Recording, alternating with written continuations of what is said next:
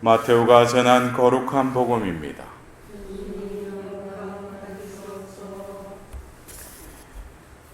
그때 예수님께서 길을 가시다가 마테오라는 사람이 세간에 앉아 있는 것을 보시고 말씀하셨다.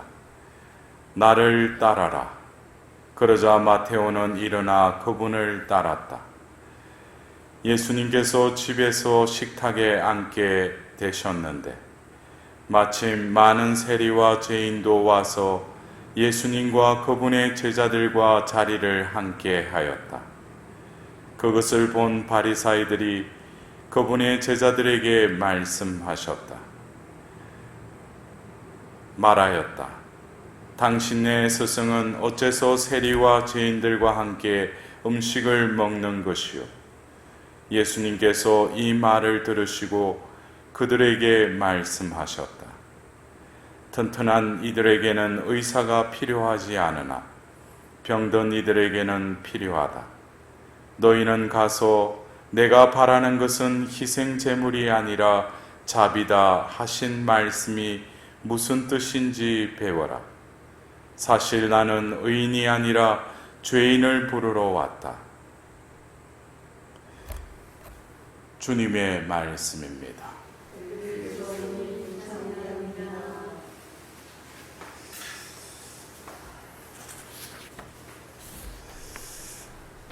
오늘 축일을 맞이하면서 또 우리가 들었던 이 말씀 가운데 이 마테오가 자신의 부르심에 대해서 이렇게 적은 대목을 우리는 들었습니다. 근데 이어서 예수님께서 식탁에서 그들과 함께 이렇게 음식을 나누는 이렇게 장면이 이렇게 나옵니다. 근데 그것을 본 바리사이들이 당신의 스승은 어째서 세리와 죄인들과 함께 음식을 먹는 것이요?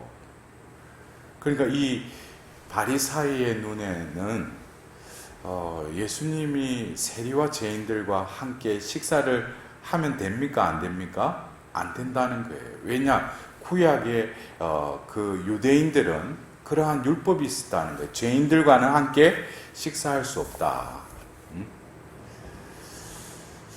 그러면서 예수님께서 또 그것에 대한 또 이렇게 말씀을 하십니다. 근데 우리가 어떤 그 단어, 같은 단어를 쓰더라도 어떤 사람은 어떤 개념을 가지고 또 어떤 의미로 그 단어를 구상하는 경우가 있고 또 어떤 사람은 같은 단어를 쓰더라도 다른 개념으로 말하는 경우가 있죠. 그렇다면 죄인이라는 이 단어, 이 바리사이들이 생각하고 있고 또 어떤 광경을 볼 때 그렇게 의미를 부여를 했어요. 근데 예수님께서 이어서 말씀하시면서 오늘 마지막에 또 구약의 말씀을 인용하셔서 내가 바라는 것은 희생 제물이 아니라 자비다 하신 말씀이 무슨 뜻인지 배워라. 사실 나는 의인이 아니라 죄인을 부르러 왔다. 여기서 바리사이들이 그들이 바라보고 죄인이라는 그 말을 했잖아요. 근데 예수님도 의인을 부르러 온 것이 아니라 죄인을 부르러 왔다. 어떻게 보면은 같은 단어로 우리는 들리지만 과연 그 바리사이들이 생각하는 죄인이라는 그 개념과 예수님이 바라보시면서 나는 죄인을 부르러 왔던 그 죄인, 여러분들은 그 뉘앙스의 그 의미의 차이점에 대해서 어느 정도 이렇게 간파를 하셨어요?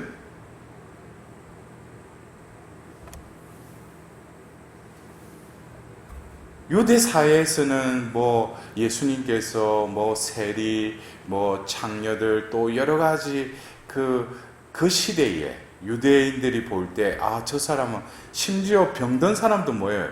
죄인으로 취급을 했죠. 그래서 그들이 생각하는 그 죄인의 개념, 이것이 어떻게 보면은 지금 현 사회에서도 예수님이 바라보시고 개념 짓는 그 죄인의 개념이 아니라 이 바리사이의 개념으로의 죄인을 죄인인 줄 알고 살아가는 이들이 많아요. 자기 틀 안에서, 자기 기준 안에서 그 밖에 있는 것은 뭡니까? 안 맞다는 거죠.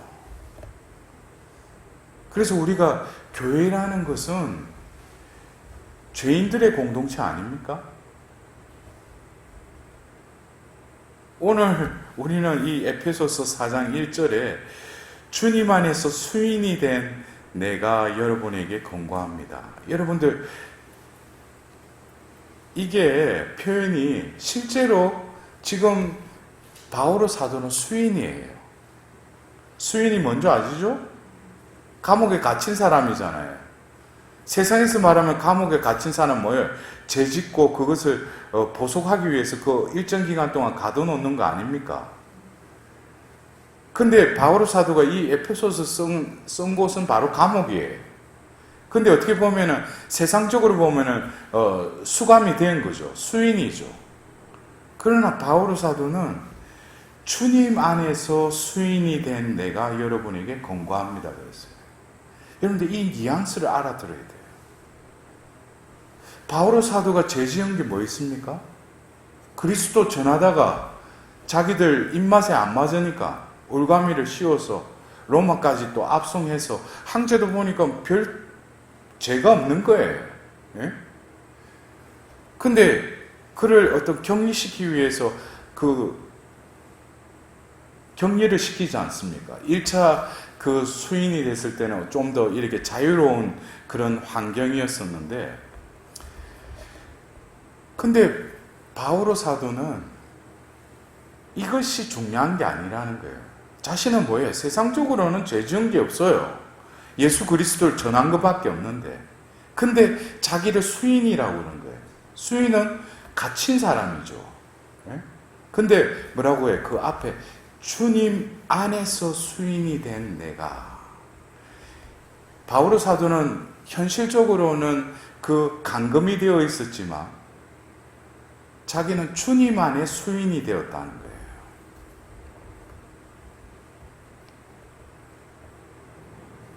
그래서 바오로 사도는 다른 서간에서 나는 스스로 뭐예요? 주님의 종이 되었다 그러죠.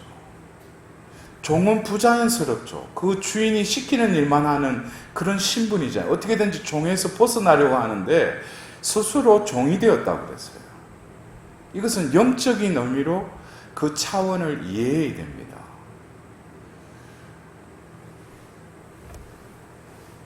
예수님께서 의인을 부르러 온 것이 아니라 죄인을 부르러 왔다.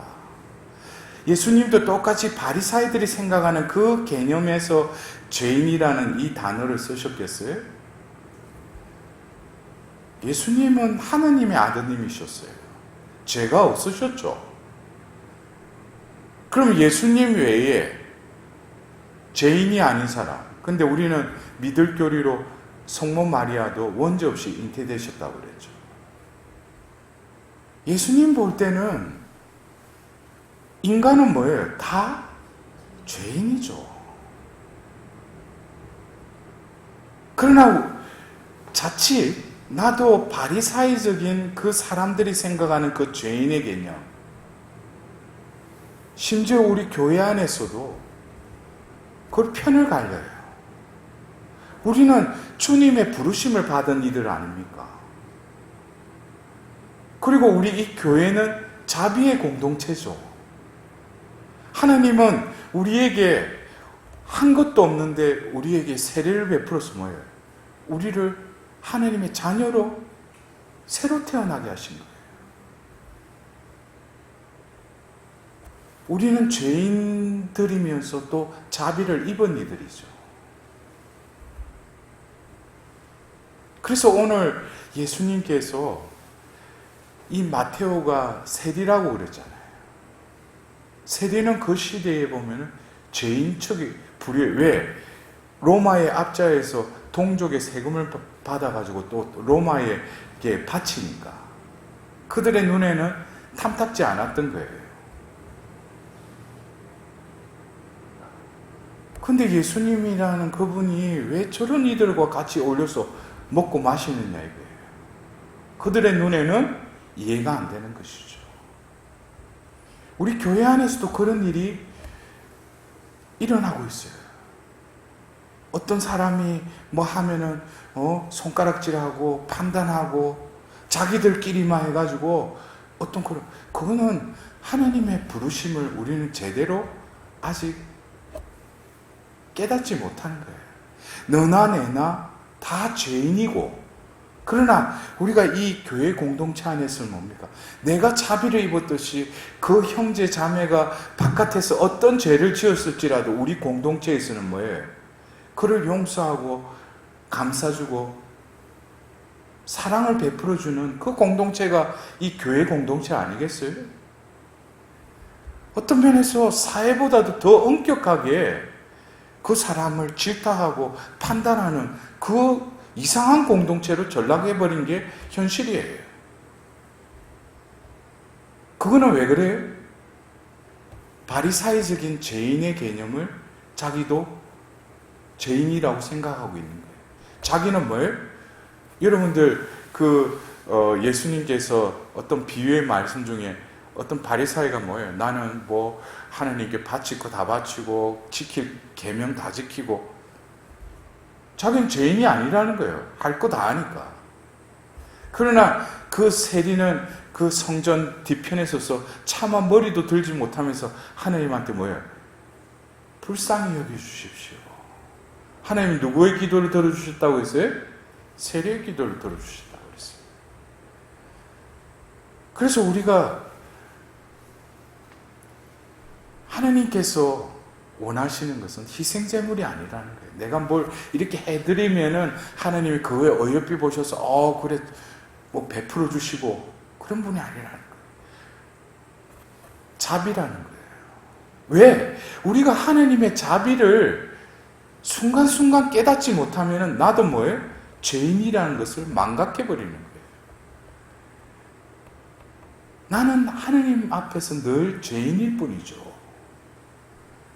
아우스티노 성인의 말씀처럼 복된 죄인이죠. 그러나 왜? 내가 죄인임을 내가 깨닫고 있으니까. 죄인임을 있는 순간부터 뭐예요? 또 어느새 나라는 자아가 자기 중심적으로 또 죄를 꾀하면서 살아가고 있는 거예요. 늘 죄인이라는 것은 하나님의 보호를 받고 하나님의 자비가 임하는 안전망이기도 하다는 거예요. 그래서 바오로 사도는 주님 안에서 수인이 된 내가 그러잖아요. 나는 주님 안에서 늘 죄인이다는 거예요. 그래서 갇혀 있어야 된다는 거예요. 세상적으로 보면 갇혀 있다는 것은 구속받고 부자연스럽지만은 나는 스스로 어떻게 주님 안에서 죄인으로서 그분 안에 머물러야 된다는 거예요. 그래서 제가 여러분들에게 말씀드린 적 있지만은 이 코로나 시대에 육신은 백신을 필요로 하듯이 우리의 영은 자비를 필요로 할 때라는 거죠.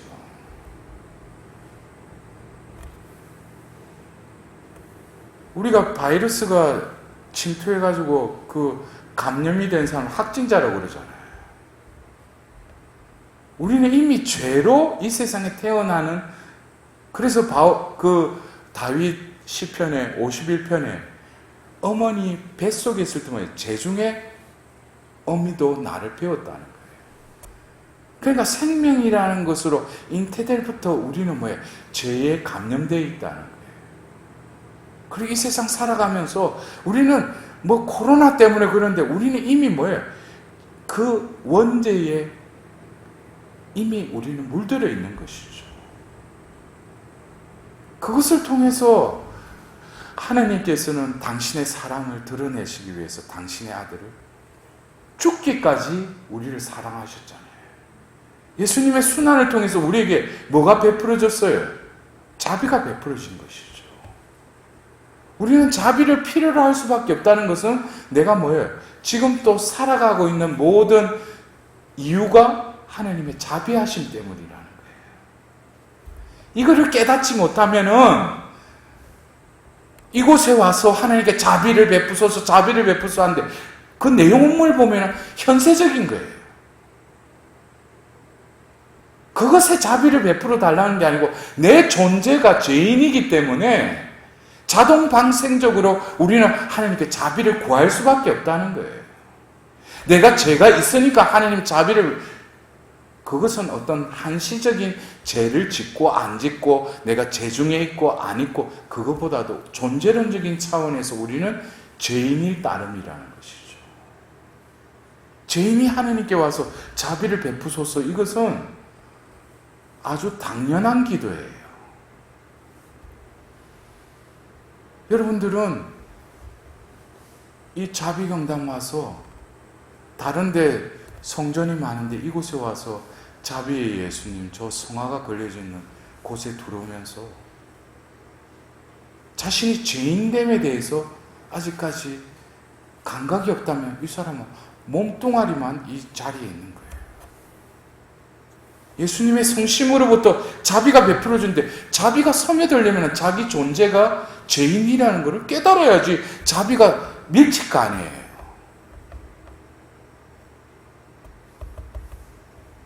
그래서 마테오 복음사가는 그냥 오늘 9장 9절에 그냥 나를 따라라 해서 나는 따랐다 라고 그것만 적어야 되는데 왜 이 식사하는 그것과 더불어서 예수님의 말씀까지 왜 이걸 적었는가?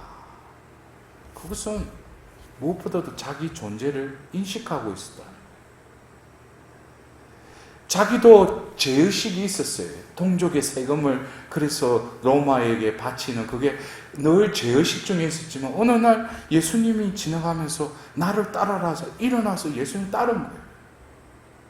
그러면서 예수님과 함께 동고동 나가면서 그분의 말씀을 통해서 또 그분의 그 은총을 받으면서 자신의 존재를 늘 깨닫게 된 거예요. 그래서 그 죄의식은 뭡니까? 동족들이 보는, 유대인들이 자기를 보고 죄인이라고 하는 그런 죄의식에서 이제는 뭡니까? 예수님을 만남으로써 그 죄인이 아니라 마테오 복음사가 역시 뭡니까? 아, 나를 부르러 오셨구나, 예수님이. 내가 누구이기에? 내가 죄인이기에. 그래서 마테오 복음사가도 바로 이 바오로 사도처럼 주님 안에서 수인이 된 내가. 그래서 결국 뭡니까? 예수 그리스도를 위해서 어떻게? 순교하셨잖아요.